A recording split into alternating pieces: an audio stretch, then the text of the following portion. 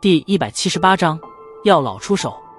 冰寒雾气弥漫的环境之中，犹如是步入了一个属于寒气的空间一般，周围白雾弥漫，始终都望不见尽头。白雾之中，老人抬头一脸震惊地望着半空中的少年，片刻后脸色逐渐的凝重，低喝道：小子，你这是何种秘法？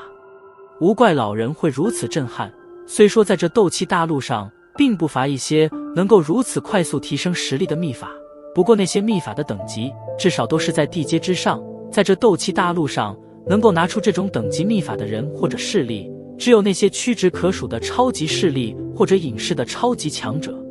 而在这些超级势力以及超级强者眼中，加玛帝国之内的强者无疑只是那与明月争光的萤火虫一般。难道这小子是出自那些势力的人？老人心头闪过一道有些惊恐的念头，